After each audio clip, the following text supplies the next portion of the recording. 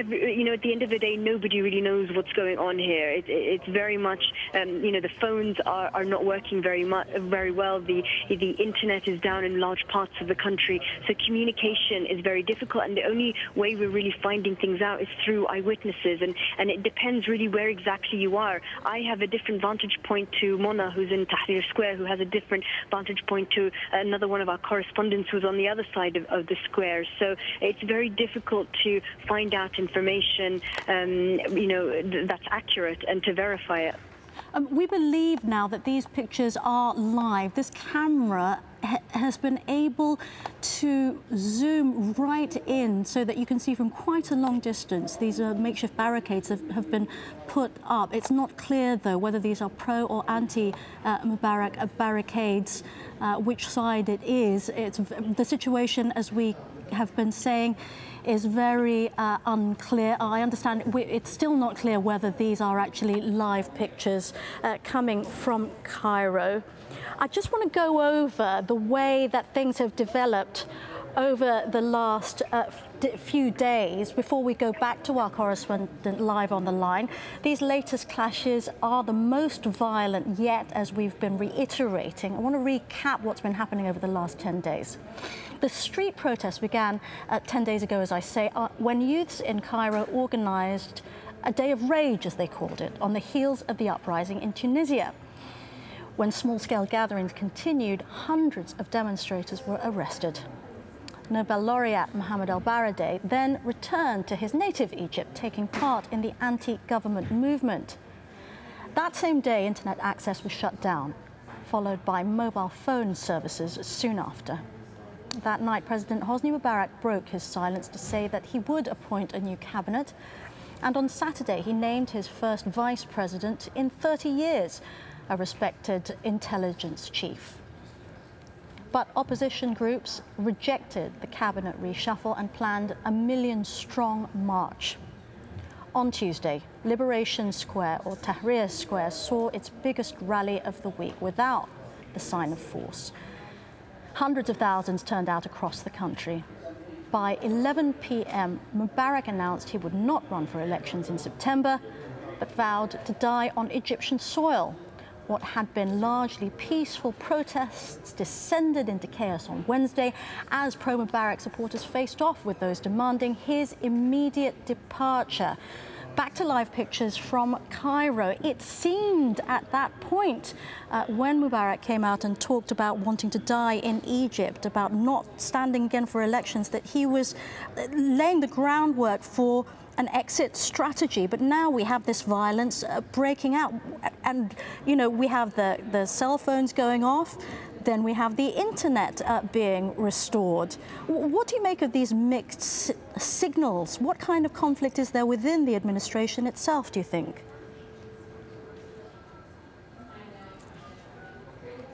It here on the ground is a president that is holding on to power. I don't think anyone saw in that statement any kind of wiggle room. The idea that he was not going to run in the elections in September, was not in any way a concession. This is a man who's 82 years old. He had not announced that he was going to run in the first place in the September elections. So, for people here, this was not an admission in any way that he was giving. The dissolving of the government was a step that the demonstrators here felt was in the right direction. The appointment of a vice president, Omar Suleiman, after 30 years of no vice president, again seen as a positive sign. But then we started to see a new government being formed with really just the old faces.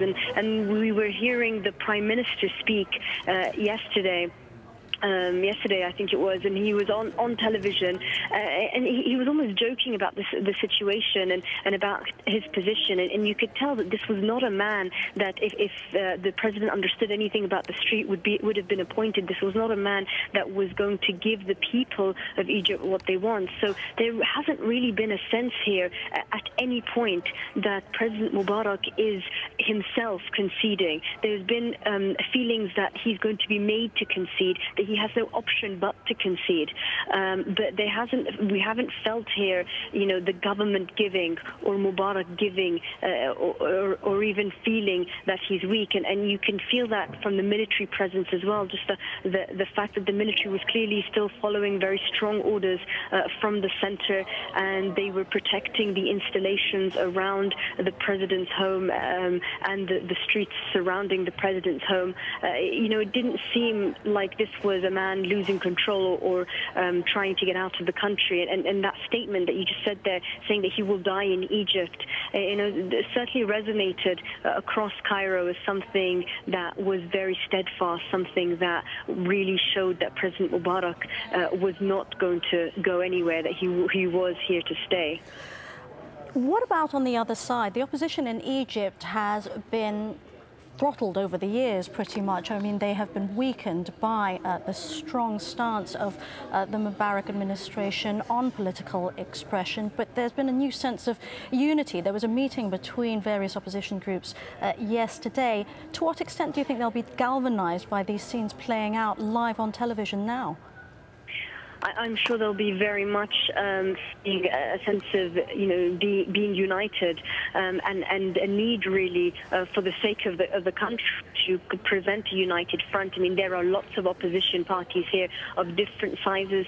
The problem of this movement, in a similar way to what was happening in Tunisia, is that there is no one leading figure in it. Al-Baradei was somebody who was seen as perhaps could have been the figurehead of this, but he hasn't really emerged in the last few days quite as the leader of a revolution. So, that's certainly something that people here are suffering from. I think if they could see a single opposition figure, a single leader that, could spearhead this revolution, there would be a more sort of focal rallying point, a focal point in this revolution. The problem is that a lot of people here are saying, okay, we'll get rid of President Mubarak tomorrow, but then what? What kind? Who's going to lead the country?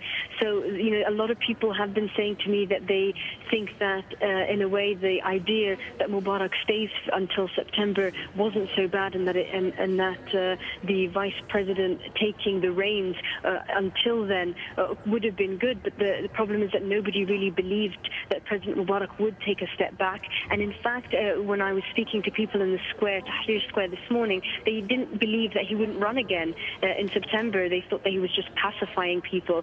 So yes, certainly the lack of a leader to lead this revolution has created obstacles in terms of people here feeling that the change that will be coming will be change that's positive. Let's pause for a moment just to remind viewers that what we're seeing is live picture from Tahrir Square. We've been panning left and right to follow any activity from the demonstrators on this shot, and it is able to zoom in quite well. A few minutes ago we were hearing from witnesses in the square itself calling on the world to bear witness to what was going on. They were saying that they were being fired upon, and we've been hearing over the last couple of hours heavy machine gun fire being fired into crowds of unarmed civilians, demonstrators. You're watching Al Jazeera. Our live and extensive coverage from Egypt continues. It is reported that 4 people have been killed in this overnight violence. It's 0400 hours GMT, 6 o'clock in the morning in Egypt. As I say, live pictures from Cairo's Liberation Square. I'm Veronica Pedrosa. A reminder now of what's been happening in the past few hours.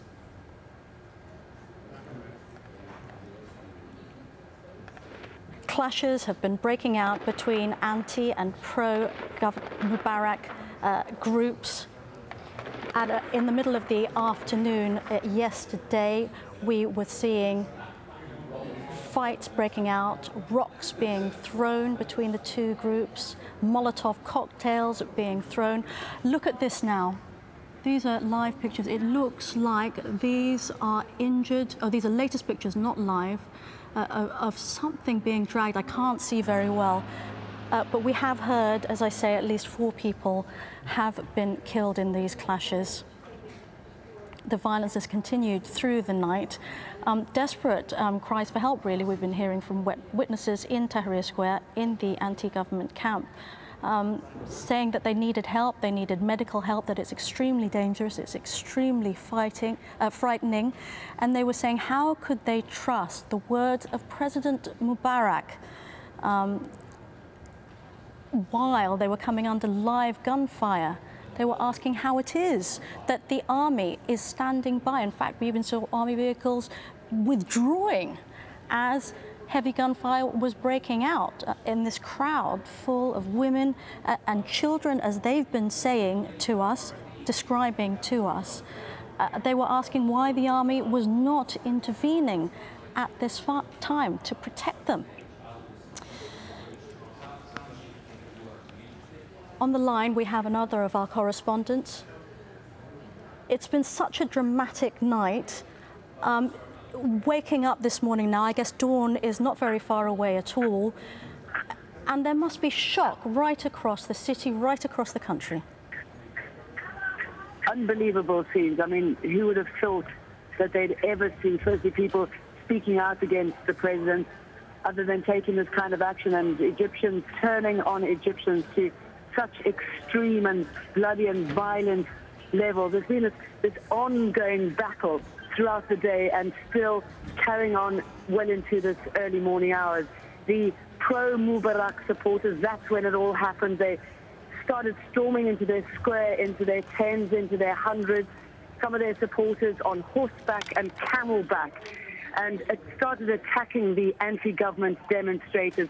The battle between the two went back and forth as each side tried to reclaim land. There are allegations that the pro-Mubarak supporters had machetes and small knives. They came very well armed. There's a lot of speculation that this is state-sponsored attack on the anti-government demonstrators. Many of the pro-government demonstrators who were caught, the attackers, were found with IDs on them saying that they were from the police, some sort of security apparatus.